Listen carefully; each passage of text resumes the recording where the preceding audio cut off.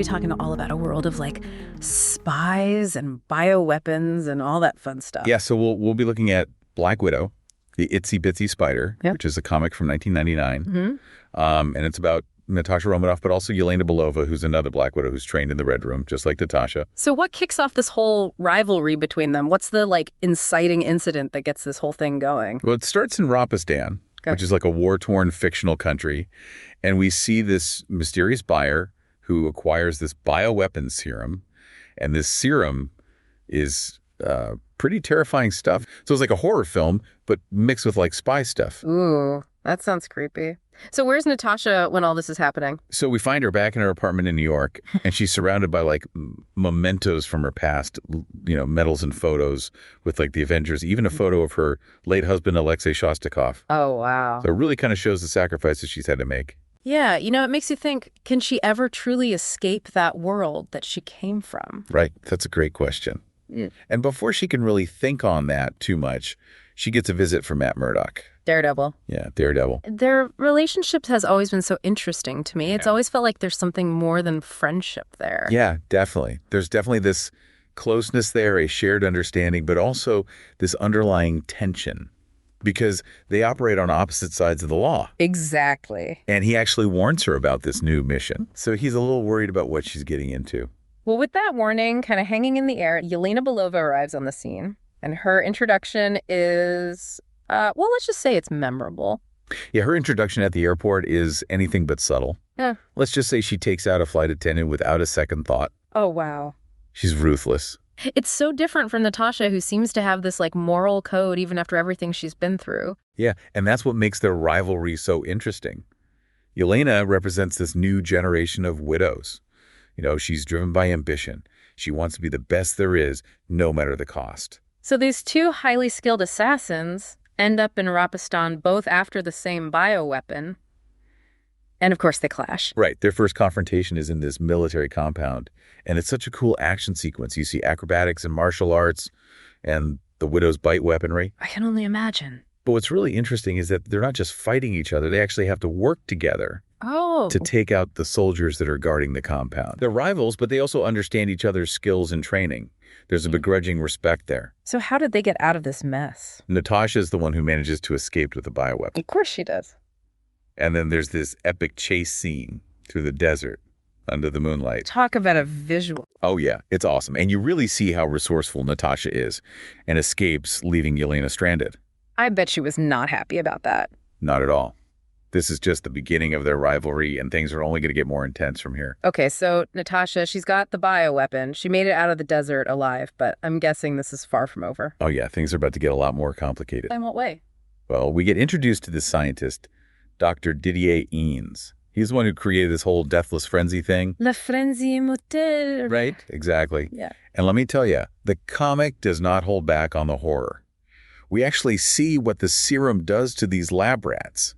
Turns them into these like mindless raging beasts. Oh God, that's awful. It really drives home just how dangerous this bioweapon is.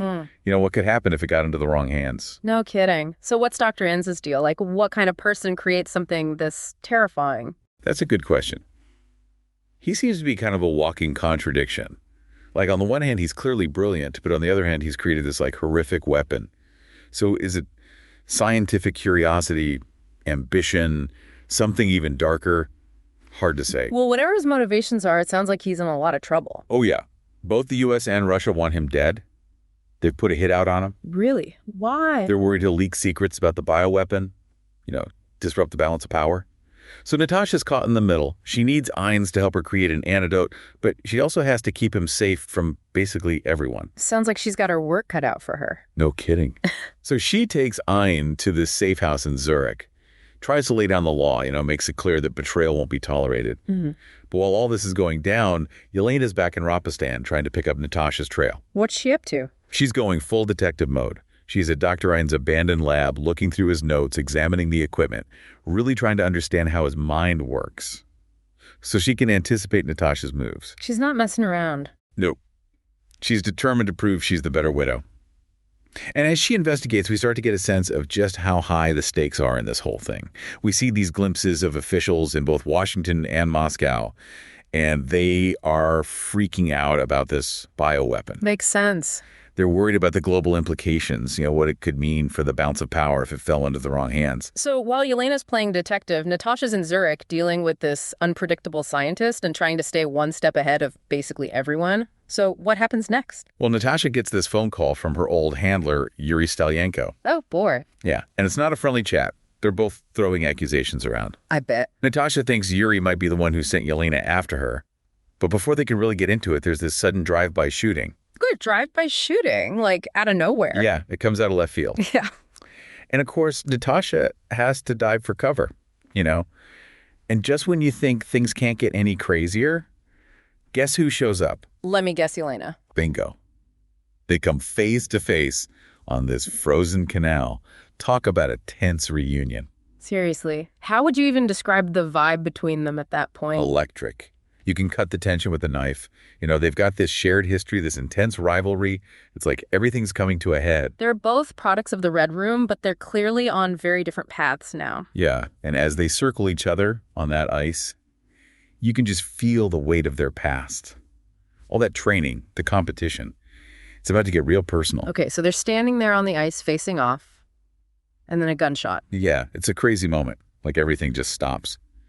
And Natasha falls to the ground, and for a second you think Yelena's actually shot her. Right. But then you see these SHIELD agents closing in, and it's like, oh, this was all a setup. Wait, so Natasha's not actually hurt? Nope, it was all a trick. A way to create a diversion and buy some time. So she's faking it.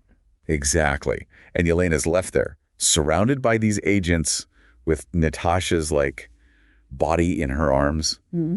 It's a really powerful moment because she has to make a choice. Right there on the spot.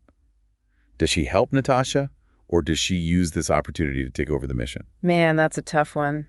I mean, she's been trained to be ruthless, to always put the mission first. Right? And as if on cue, Natasha's phone starts ringing. Oh, no. It's Daredevil calling to give an update on what's happening in Rhapastan. Things are getting worse. Oh, yeah. He says things are moving fast and that the bioweapon's about to be deployed. The time is running out. Big time. And Yelena basically tells Daredevil, I got this. Yay. Like she's taking charge. Wow. And then get this, she pushes Natasha's unconscious body into the icy water. No way. That's ice cold. No kidding. Talk about a power move. It's like she's finally stepping out of Natasha's shadow, ready to prove herself. But she left Natasha to basically drown. It definitely seems that way. But remember, we're talking about Black Widow here. Never assume anything. True, true. So while Yelena's headed to Rhapastan, what's actually going on with Natasha? So while Yelena's focused on stopping the bioweapon, Natasha is working behind the scenes, manipulating events to her advantage. Classic Black Widow. Yep. Always thinking 10 steps ahead. So we cut to Rhapastan, and Yelena's infiltrated this warlord's camp. His name's Colonel Khan, and he's the one who bought the bioweapon. This guy sounds like trouble. Oh, he's bad news. He thinks this bioweapon's going to give him ultimate power, make him unstoppable. But Yelena's there to stop him. And she's going all out, taking down his soldiers using everything. She's got acrobatics, the widow's bite, the whole 9 yards. She's not holding back. Not even a little. Yeah. But just as Khan's about to unleash this bioweapon, this nurse shows up, offering to vaccinate all the soldiers. Okay. And guess who the nurse is? Don't tell me it's Natasha, of course. I should have known. She somehow snuck into the camp right under Yelena's nose. Unbelievable. It's a brilliant move. She's been totally outmaneuvered. So what happens next? Well, Khan, being the arrogant jerk that he is, decides to test the bioweapon on his own men. Oh, man, that's messed up. It is. And Yelena, in this moment of self-sacrifice, shields Natasha from the blast. She thinks she's about to die. Oh, wow. But here comes the twist. Remember those vaccinations Natasha was giving out? Yeah. So she was immunizing them the whole time. Exactly. She was playing the long game, setting things up so that everyone would be protected. That is amazing. Yeah, Khan, on the other hand, well, he gets hit with the full force of the bioweapon. Yeah. Pretty ironic ending for a guy who thought he was going to be invincible. So in the end, good triumphs over evil. Right. Natasha's plan works. Everyone's safe. And Yelena's left with this realization that she's been played. I can't even imagine what's going through her head at that point. It's got to be a lot to process. She went to Rhapastan determined to prove herself. But in the end, she was just a pawn in Natasha's game. And what about Natasha? Does she just leave Yelena there? No, she actually gives her this piece of advice. It's kind of a warning, but also like an encouragement. It really leaves you wondering what Yelena is going to do next. Will she follow in Natasha's footsteps, or will she forge her own path? Man, what a wild ride. This deep dive into Black Widow. The Itsy-Bitsy Spider has been awesome. Thanks for breaking it all down for us. Anytime. It's a fascinating story with a lot to say about, legacy and betrayal and ultimately the choices we make. Couldn't have said it better myself. Well, that's it for this deep dive. We'll see you next time for another adventure into the world of comics and beyond. See ya.